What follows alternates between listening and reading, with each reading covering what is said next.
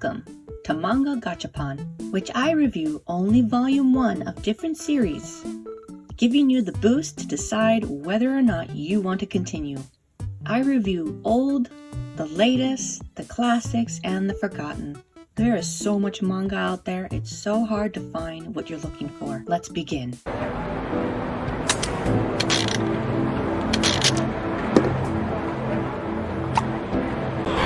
I know this. What we have here is Dragon Quest Monsters Plus. I really love this cover. Maybe it's the cool tone colors? I love the positioning of the characters on the cover and the white background. It really just drew me in. Okay, time for the back. Master of Monsters. Cleo, is that how you pronounce his name? Dreams of becoming a gallant monster-slaying hero.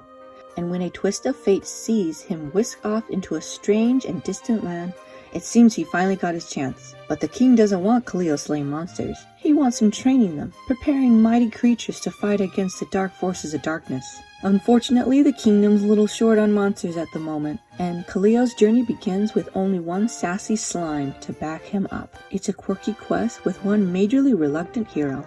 Alright, seems pretty basic, I get the gist. So if you don't already know, this is a video game manga. It's from the Dragon Quest Monsters series. Anybody played those on the Game Boy back in the day? So as the back says, Cleo dreams of becoming a monster-slaying, kingdom-saving hero.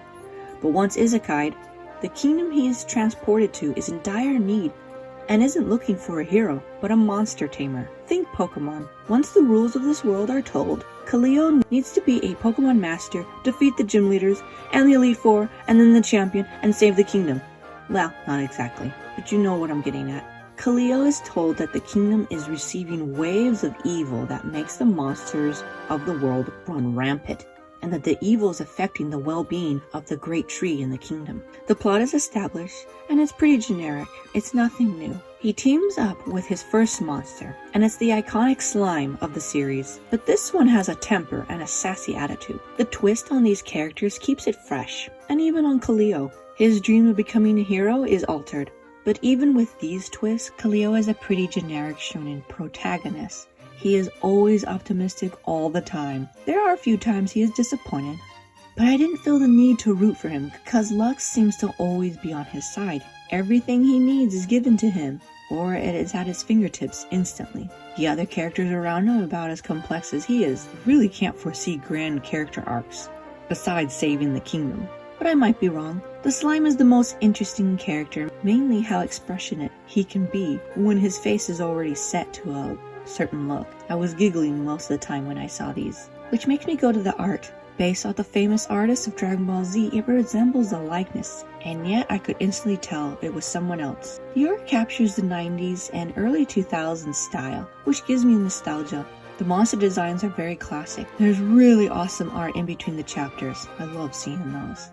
The backgrounds are always visible. It's not often you get the backgrounds with gradient or some other pattern. The world building is centered around the system of taming and mastering monsters, not actually the world around them. The journey of our protagonist and the interactions with his team is the main focus of this manga. When interacting with others, it's a lot of info dumping and guiding him along to his journey. I can't say this is a nitpick, but it is. But at the same time, he was transported to this world, so he doesn't know what's going on. And this is usually an easy way to explain the world to the audience. I do hope some real interactions happen in the next volumes. There are a few things said that are not explained. It's the if you know kind of thing. Remember, this is a manga based off a video game, so there's lots of references. There are also a lot of jokes I didn't understand. Maybe they got lost in translation, or maybe it's just the humor in Japan. It was so random and out of place. But don't worry, it didn't affect the manga. It only lasts for like 2 panels. This journey is fun and about making bonds with friends and working together.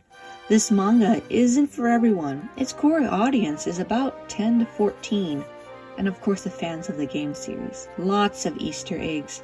I was so giddy when seeing them. Although this is for kids, I wasn't bored. The pacing is really good, and I didn't feel like it was dragging. It's pretty entertaining. I actually felt like a kid again. So for my rating, 5 being absolutely neutral, I give Dragon Quest Monsters Plus a 6. For what it is, it's a perfect setup. and I don't think I'd change it. Got any young otakus in your life? Give them this. Or if you're a fan of the game series. If you're a fan of the game series, would you give this a try?